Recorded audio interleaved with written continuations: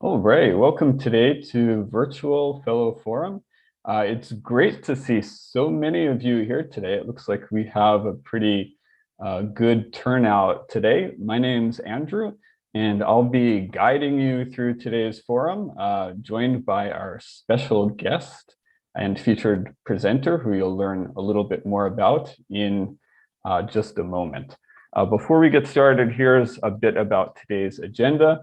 We'll be starting with an icebreaker led by Robbieana Leung, followed by her presentation, Beyond Realia, Cultivating Conversation and Cultural Curiosity. We'll also have a breakout room today where you'll get to talk to each other a bit and do something that's related to the presentation as well. And then we're going to save a little bit of time at the end for an optional Q&A session with the English Language Programs admin team. So I'm just really glad to welcome today Robbieana Leung. She's a Virtual English Language Fellow in Algeria. And Robbieana, I'm going to turn it over to you now. Hi, everybody. Welcome to today's session. Thank you so much for being here. I'm really happy today to share a little bit about my classes, conversation class, as well as academic writing class, and then how I use authentic materials to engage students and also to tap into that cultural curiosity. So I have this slide over here to show you just a little preview of some of the types of Realia authentic materials that I use. A lot of GIFs, videos. Sometimes I play the ukulele and we sing together. And we have a lot of photos and visuals.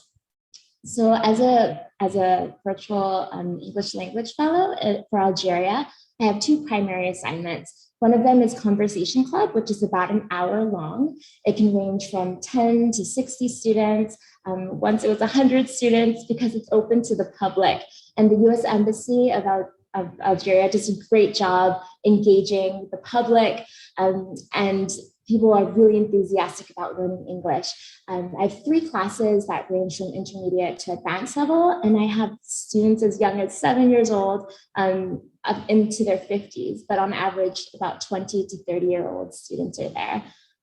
For academic writing, this is a regular course where commitment is required. It's about 1.5 to 2 hours long. It's hosted by Education USA and also World Learning. And the topics that we cover are resume, cover letters, essays, personal statements, and then SAT prep. And then the level is for advanced students. So this group of students are 18 to 47 years old. And so the examples that I will use today are mostly from Conversation Club. So I will show you a lot of slides that I've used throughout my assignment since last October. And I just want to thank you in advance for your patience as I go through the slides, and feel free to write in the chat comments or questions. And then at the end, we'll also have some question and answer time. Also, please know that when I show you slides, I won't go over everything, but I'll just give you a quick overview of how I use that slide. So let's start with the Jamboard share. So in Jamboard, I have two questions for you on two slides. Jamboard is kind of like a collaborative online PowerPoint. And so the first question that I'd like you to answer is, what authentic materials do you use in class to engage students? And then the second question is, how do you incorporate authentic materials to achieve lesson objectives? To give you a quick overview, this is what the slide will look like when you open the link. And then when you click this arrow here, you'll get the next slide. And then you can type your answers where you see your answer here. And if anybody needs extra space, you can also hit the text box to add your answer. So while you open the link in the chat, I will play some Hawaiian music in the back. This is one of the songs that I play for my students. It's by a local artist, Kimie Minor, and it's a lullabies that we might be familiar with. You are my sunshine and this little light of mine. So please go ahead and write your answers.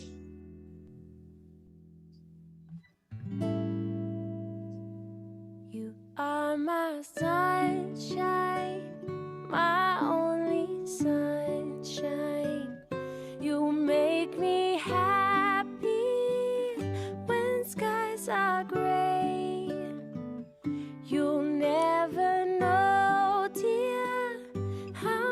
much I love you.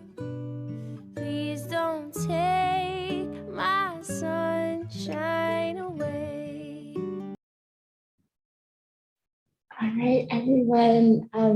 Well, our beautiful hula and music stopped, so that's my cue to read some of your answers. Wow, I love these answers.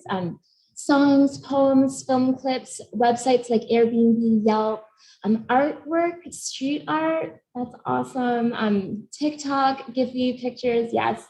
Personal items, commercials, trailers, GeoGuessr, that one's new to me. For real world locations, current events. Oh, I love this. And some of the responses, how you incorporate authentic materials. You give additional reading, speaking, writing, vocabulary, using them to emphasize the topic, debates. You use it as as introductory content to generate conversation. I do the same, using topical themes for the lesson, bring in related realia, develop confidence with public speaking. Awesome. Okay. At the beginning of the class, to provide learners with objectives for the day, great, and connect it to the materials we have been or will be working on. And then you do a check at the end. Thank you so much, everyone, for sharing your ideas. I relate to a lot of these responses, and a lot of them are new that I would like to try as well. Thank you for sharing, everyone. Well, I wanted to move on to guess the topic. And I'll show a series of photos, just like how someone said in the Jamboard, how I introduced the topic using Realia and also to stir a conversation. So please say or write your guess. It might be more efficient to chat your response, actually. And then while I'm showing you these topics, I also wanted to demonstrate how I use authentic materials to lead into the topic and show you some examples of the authentic materials that I use. Okay, so please use the chat. What could today's topic be about? Oh, thank you, Allison. I'm glad you like the music while you're working on the activity. By the way, that song, there's also a hula to it, and I love that song. Was about 5 fun facts about Hawaii. And so it was really nice to feature a local artist and let them hear Hawaiian and introduce Hawaii that way. So looking at these images, what do you think the topic could be about? And as I show more photos, the guess might change. So what do you think so far? Memes. Thanks, Elise. Words of wisdom. Ooh, good guesses. Okay, you guys got it. So words of wisdom actually is what I was going for. And for this particular lesson, I used YouTube, and I showed this video, which was a dialogue between a 7-year-old and a 65-year-old. And they ask each other insightful questions and share words of wisdom. And I asked my students to reflect upon their advice and discuss which ideas were new or which ones they agree or disagree with. And for this class, it was really interesting because we actually had a 7-year-old and someone who was 50 plus in that class. So it was really cool to appreciate each other's perspectives and life. So what could today's topic be about?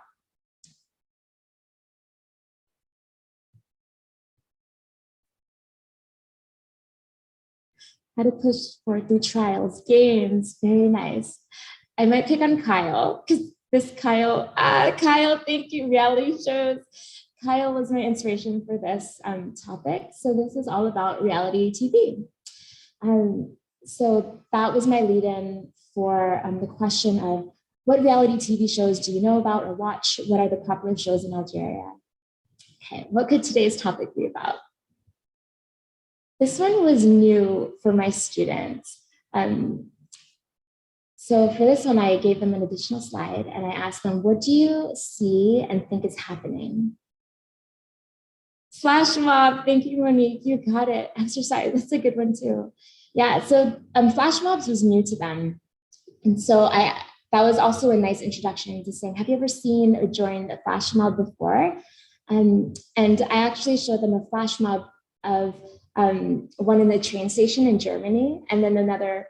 And then for the discussion, it was interesting because 2 students, one of them said, oh, this would never work for Algerian society. We're too traditional. And then another student said, no, Algeria is changing. It could totally work in Algeria. And then when I showed them another clip, Oh, and then the student also said, oh, what's the purpose of flash mobs? This is just so silly. When I showed another clip where it was a flash mob proposal, he was really touched and he said, oh, I changed my mind. I love it. We need this in Algeria. So it's really fun to see how people's ideas change too.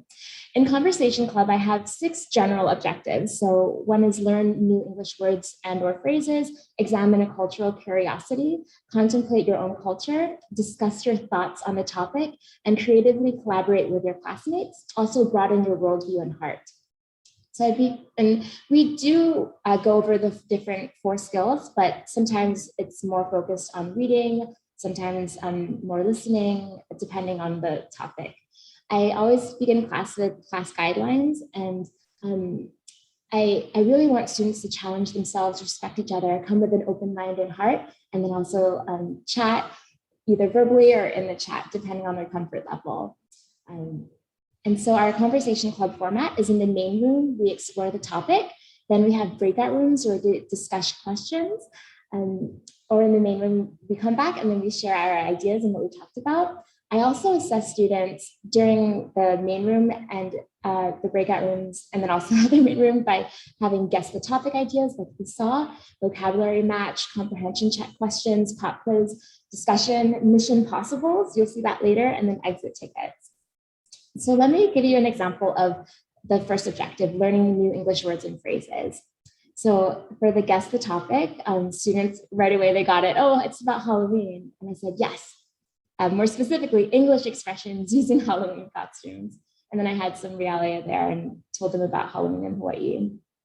So this is an example of new expressions that I wanted to introduce to students. So I know that we have really creative people out there. And so I tell them that sometimes people wear Halloween costumes that are English expressions. Look at the pictures, look at their expressions. What do you see?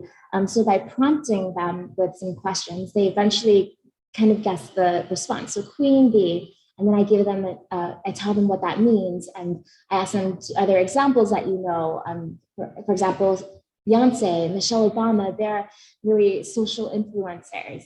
Then here's smart cookie, they learn the definition and so on. And then after that, I do some comprehension check questions too. And so I say, oh, who can describe, which expression would you use to describe Bill Gates? So some people say, oh, he's a chick magnet. Other people say, oh, he's a smart cookie. So then they just have to explain. All answers are valid so long as you explain them. And then we also, so I try to pick cultural icons that they might know or people that they would know. And then we have discussions too after that.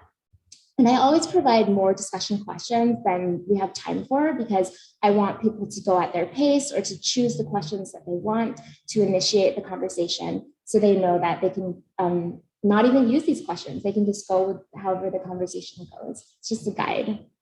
All right, so the second objective, examine a culture of curiosity. Sometimes my classes will hit a lot of the objectives. So in this example, what could today's topic be about? These ones are pretty bizarre. This one is really fun because, let's see any guesses, teamwork. Yes, teamwork. And also actually more specifically, extreme and novel sports around the world. So this was fun because I could talk about this Catalan tradition. This is cheese rolling in the UK. This is like a wife carrying event from Finland and this is extreme ironing, unicycle hockey and zorbing. And I thought it was smart that the 10-year-old in my class, he saw this ball here and he said, extreme, he used this adjective and then he guessed the topic. So this is another topic we did. And so this is Chinese New Year. So for this topic, I also had some realia that I showed and explained the significance. I got to teach them the Chinese as well. 新年快乐. So being Chinese American, it was fun to talk about my culture and share that with them. I also showed them a short video. So take a look at this video.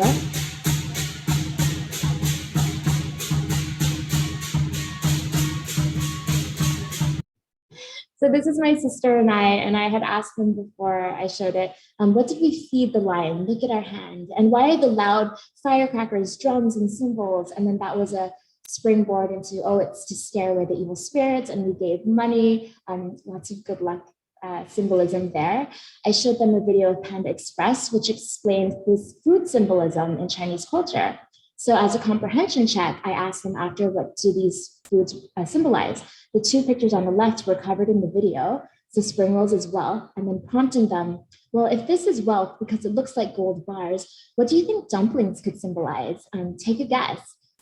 Prosperity. Yep, that's exactly right. So in the video, shrimp was joy because it sounded like the word smile in Chinese, and the sticky dessert. What do you think stickiness could represent? Why do we eat this glutinous rice ball? Take a guess. Oh, it's togetherness, and we value the family and sticking together. So that was also a lesson about homophones and homonyms. And then the end of class, I gave them a PDF, and so they could look at the zodiac signs, and I had them discuss about today's topic, but they also looked at their compatibility and they discussed what sign they were in the class. So for example, I'm a rabbit and there was a student in my class who was a snake, and oh, sorry, we're the worst compatibility. And she was my student that came to every single class. So that was kind of fun discussion there. So the third objective is contemplate your own culture. I love this book, East Meets West by Yang Liu. She is a Chinese author, artist, professor, and she's known for this book where she is comparing her experiences as a Chinese woman who grew up in Germany as a teenager. So she's always thinking about cultural norms and how she interprets it. And her books are really simple pictographs with very minimalistic images. So for example, I showed them a picture here. So notice at the top, she has a short caption, society and seniors, and that's it with her image here. So blue represents Germany or Western culture, and then China is in red. So I asked students, what do you think the cultural norm and message is? And it's really interesting to hear their interpretations. I asked them, what do you think about this picture? Which side do you relate to? And what would the Algerian way look like? So we had a couple discussions in class, and then through a PDF in their breakout rooms, they discussed. So for some of these pictures, this is newcomer. They said, oh, in Algeria, we are more like the China way. We really welcome people into the circle. Over here, they said, oh, Algerians, we are we share our feelings. We just share them openly. We're very authentic to what we think and feel. And then over here, streets on Sundays. This one was interesting. I said, so as someone who grew up in Hong Kong too, I said, oh, streets on Sundays, it's people's day off, the streets are packed. And they said, oh, well, in Algeria, Sunday is actually a work day, so the streets are not as packed. Maybe we would be somewhere in the middle. So I also have discussion questions too that they can pick and respond to. And it was very interesting because as we were discussing about stereotypes and generalizations, it also uncovered people stereotyping different cultures, basically we were interpreting the interpretation by Yang Liu. So that was very interesting. Yeah, there aren't really many words on her pages, so it's all interpretation. And then we also talked about just memorable encounters with other cultures and the importance of coming with an open mind and stereotypes and modernization, globalization. And then I ended that session with Yang Liu's quote. She says that she's glad that her book will help people get closer to another culture, laugh about themselves, understand and be more tolerant of others. And she's feeling herself more as a person who belongs to all of the places I have been. So yeah. Okay, so our fourth objective is to discuss your thoughts on the topic. So for this one, I chose some pictures in Algeria and then they guessed and around the world. So it's New Year's traditions around the world. So I had them guess again, what country is this? So we would read together the tradition. And for this one, it's eating 12 grapes at the stroke of midnight. And they guessed. And so it was from Spain. And for this one, you might recognize this one. This one is a huge water fight that celebrates the new year called Songkran. And sometimes they use elephants to spray water. Sometimes they have water guns. And then there is that spiritual significance of in Buddhism, honoring Buddha and pouring water as a blessing over him. So so Thailand. So then this, I had a question, what water throwing tool would you choose? A lot of people chose the elephant, understandable. And then for this one, this is about melting lead or wax with a candle and putting it in a bowl of water. And then it forms a shape and people interpret the shape. So this one kind of looks like a ladder, which could represent upward success. And then some people didn't know where this was from, so I put the name there. Blake, I said, okay, is it Germany? Yes, you're right. Do you believe in fortune telling? Students said, a lot of us are Muslims, so we believe in God and prayer. So it's really fun for them to also share about their culture and reflect on their culture. After I gave them a PDF where in breakout rooms they read about cultural New Year's traditions, I did a pop quiz. So which country was about eating noodles to represent a long and healthy life? Which one smashes pomegranates? And then this was like a comprehension check where there was one specific answer and I could tell, how did you understand the reading? And this is also a fun way to introduce in Hawaii how we might celebrate New Year's, and we say Ha'oli Makahiki Ho. So that's bringing the Hawaii part of my background into the presentation as well, and to show the diversity of the USA too. And so our fifth objective is creatively collaborate with classmates. So for this topic, I also want to thank my colleagues because we meet and have a discussion group. And so one of my colleagues did this topic. So this is funny inventions or shindogu, which is unused as invention. So I asked them, what could shindogu be? I show them some pictures and they discuss what they see. And then I tell them it's Japanese words that means curious or strange tool or device. And then we read a little bit more about it. I highlight words in red that we go over afterwards. I also showed them this picture here and I asked them, I gave them a sentence, what a wacky invention. It's so hilarious and humiliating that it can't be real. There's no doubt this is a gag. I prefer a handheld hairdryer to this gadget. It's much more practical and would not cause me to die of embarrassment. Whoever created this must be absolutely bonkers. And so they guessed, is that a walking powered hair dryer? Yes, it's the environmentally friendly way to dry your hair. Every step will get you closer to the goal. And then we do a vocabulary match. So I use GIFs, Bitmojis. Sometimes, they just have to describe their answers, why they chose the GIFs or photo for the words, because sometimes there can be multiple. And then I also show them pictures of different, for this, a different shindogu, and then they have to guess what could the item be, what problem could it solve, would you use it in public, have you used anything similar? So this is a back scratcher grid to tell people where to scratch your back. And then I told them that they could be the next great inventor, because the person that coined the phrase, so Kenji Kawakami, in 1995, he had a book with the precursor to the selfie stick. So instead of a discussion, I would introduce these mission possibles where each person could have a different role. Someone could read the questions, be the director, invite everyone to speak, monitor time, take notes. Some people preferred not speaking and using the chat. And then one person presented their ideas. So this mission possible was to create a shindogu to help with an everyday problem. So some of the responses were, Algeria is so hot, there's a lot of sun, let's have a hat where it could be solar powered and keep us cool. Some other people said, we are night owls. We can't wake up even if we have an alarm, we just turn it off. So let's have an alarm clock that runs, so we have to chase it. Another group was saying, oh, that won't even work. We need a bed that will eject you. And so another student, so students would respond and it would range from, oh, this hat is practical. I need that hat to get that bed away from me. No way. So for novel extreme sports, some people had a wheel of punishment. There's a wonderful desert there in Algeria. So they had survivor-like games on camelback. Some people said, let's make the mundane chore of exercising more fun by having a marathon where you can go to different food booths.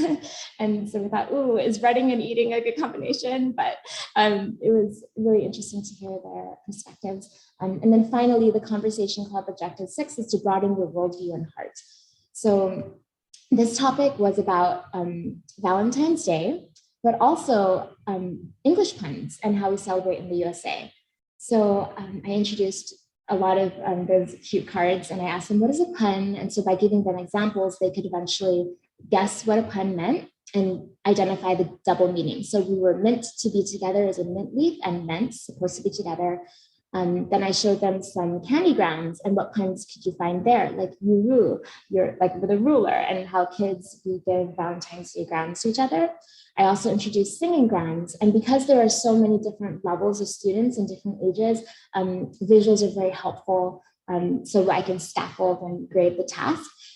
So by showing this Valentine's Day ground, they talked about being serenaded, how would you feel, would it work in your culture? I also talked about Galentine's Day and Palentine's Day, continuing the theme of wordplay and puns. And so they guessed that, okay, Galentine's, it's like gal, friend, pal. So here we're celebrating our friends. It's not just romantic love.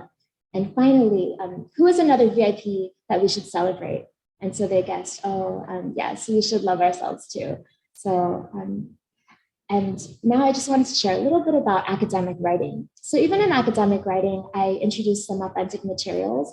I showed them pictures of graduations in Hawaii. This is me in high school where we have all of these different lays, flower lays, candy lays, money lays, silly floaties, even balloons. And so when we celebrated our 12 classes together and got to know each other well, and students were submitting their writing, working really hard, I kind of gave them like a yearbook message that were written by their classmates. And then I gave them a graduation cap and then a lei, because that's what we do in the States too. And then our final slide was, yay, everybody gets a floaty and everybody gets a lei, and to celebrate them as well. And they were officially a part of the Lei Monster Club. So a lot of the themes in our class come back to that theme of being open-minded, appreciating diversity, learning about the diversity in the States as well as the world, and celebrating that. And so for 2 minutes, I'd like to ask you which lesson example resonated with you and why, and what would you modify one of the lessons for your context and how so? So if you'd like to share, you can go off of mute and share. Sorry, I'm going so fast, but would love to hear from you. Thanks for your comments in the class, in the chat.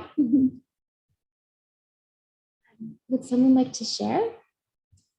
You can go off mute or write in the chat. Good, so I see you guys are liking several of the lessons there. All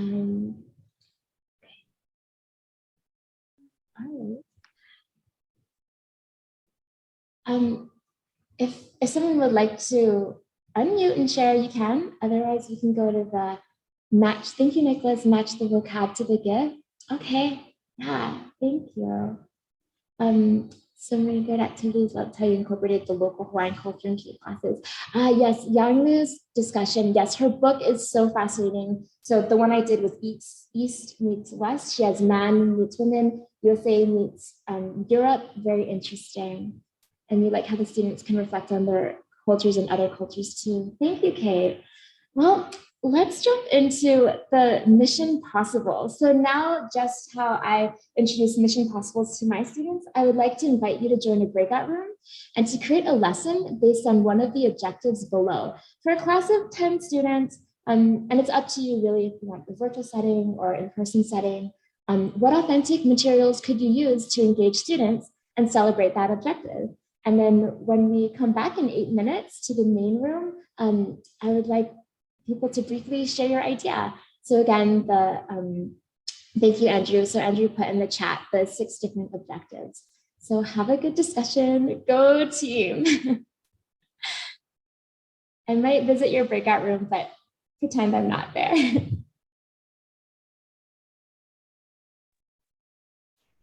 Hi, everyone. Well, I heard wonderful discussion, and I wish I could be in all of the rooms to hear your great ideas. Would group one like to share, or one of the groups like to jump in and share their ideas?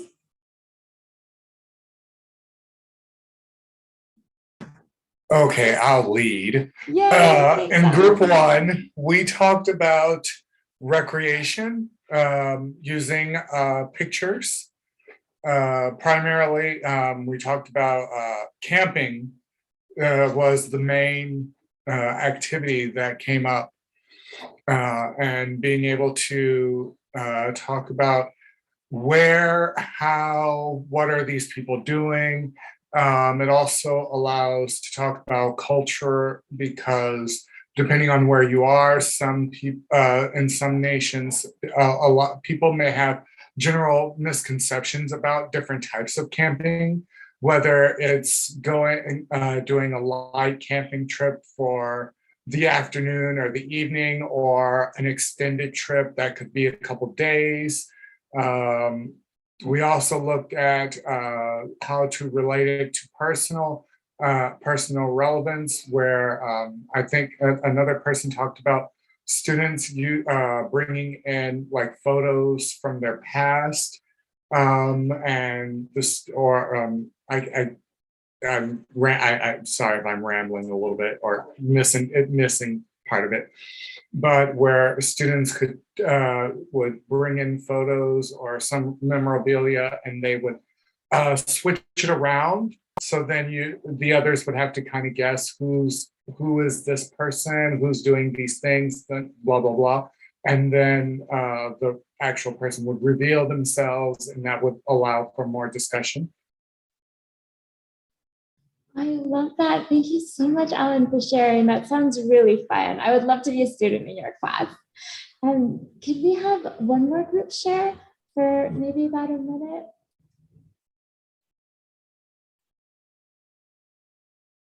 Any other volunteers?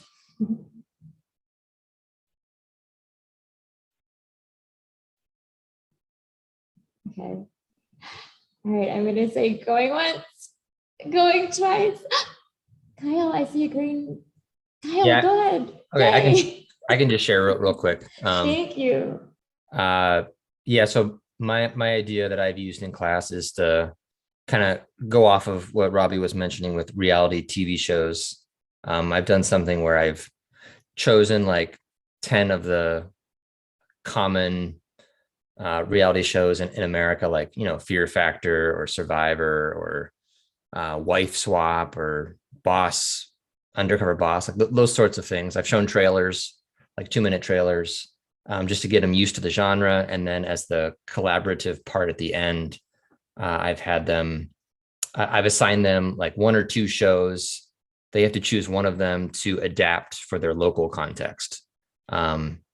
So I did this for my Turkish students, and they had to take a show like Wife Swap as an example, which is a little bit jarring for most cultures, including America, but they would take that and adapt it. So they might change some of the features, or maybe they're not swapping wives, maybe they're swapping, dogs or pets or something else. But and then they would present their idea as like like a sales pitch. They would present it to their like a local media company, and that was their presentation. So that idea of like taking an American thing and adapting it to their local context and presenting it is kind of it's an easy format to use. So Such a great idea, Kyle. And thank you. You were the one that inspired one of our topics too. Thank you everyone for sharing your ideas. I know we're almost at time, so I did want to end with sharing some of the common tech tools that I use. You've seen the Bitmoji throughout my presentation, and then Giphy, I use the extension versions. The extension versions are nice because you can personalize it. So when I'm teaching about resumes, you have to highlight your value. When I shouted out one of my students, bravo, Walid, And then they even have something called Friendmoji, where one of my students downloaded her Bitmoji and then we became co-stars. So I could feature her in there as well. And so it's really nice that you can personalize your text. It's very interesting. Like over here, when I put Aloha Fellows, sometimes random ones come up like a potato. I wanted to do one that said Happy Teachers Appreciation Day, but they didn't have one. And they had some really strange ones that popped up. Sometimes they have really specific ones too, like it was just Ramadan for my students. I could say Ramadan Mubarak. So those are some nice ones. Also Slides Go, Pear Deck, even PowerPoint, the themes, they have really nice templates that you can use. These are some from my academic writing class where they have, all of the lined paper, the pen, so it's very thematic. Yeah, for Christmas, when I taught them about Christmas, the religious and also secular cultural traditions of Christmas, they had a nice PowerPoint, a Slides Go theme there as well. Okay, so this is how I ended my Halloween costume English expressions lesson. And then this one was they had to look at the picture and then they guessed. And yep, holy guacamole, look at the time. We are at time, everyone. So I do want to say thank you so much to the English language program staff. Thank you so much, especially to Andrew and Allison for your feedback. Thank you for my colleagues who's inspiring me. And I hope you all get to share at a VFF too, because it would be wonderful to hear more about your ideas and how you use class and how you celebrate and support your students. And happy Teachers Appreciation Day to everyone. Thank you very much. Thank you so much, Robbieana, for coming on and guiding us through that. I know your slides were so interactive that I'm sure lots of others will probably be interested in your resource slide and maybe referring back to that. So is it true that you are planning to post this presentation or parts of it on the COP soon? It is true, Andrew. I shall share. Okay. I love the collaborative spirit of this program. Yeah, be on the lookout for that resource popping up in a short time on the COP. If you have questions for Robbieana, I encourage you to type them into the chat box, and Robbieana will be kind of looking through that, and so she'll try to answer them as we close this out. I have just a brief message before I turn it over to the English language program admin team, where you'll have a few minutes to ask your questions and hopefully get some, if not all of them, answered.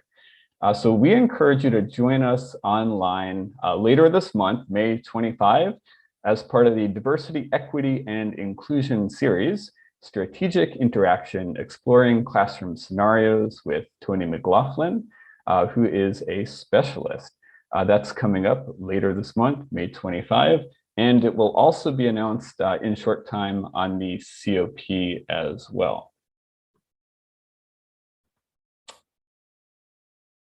Then your feedback matters. I will be pasting a registration link both for that previous event, which I just told you about, and for the survey as well. So we hope you'll take 2 minutes of your time to fill out our survey and help us know what you think of our events so we can make them better. All right, it's now time for Q&A with admin staff. So Laura, I'm going to turn it over to you. Yes. Thank you, Andrew. Well, thank you everyone for attending today's Virtual Fellow Forum. As Andrew said, my name is Laura. I am the manager for the Fellow team, and I just wanted to open the floor in case you had any questions about your Virtual Fellow assignment, agreement, or even anything maybe in the Fellow world for in-country projects coming up. If you had any specific admin questions, I'd be happy to try and help answer them.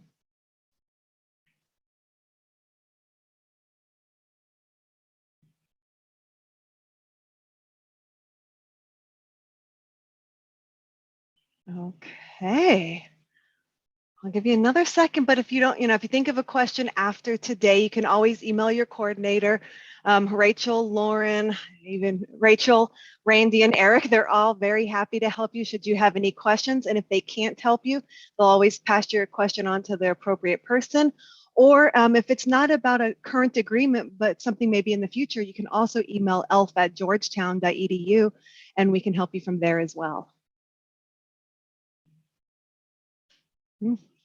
Thank you. And I'm going to pass it back to you, Andrew.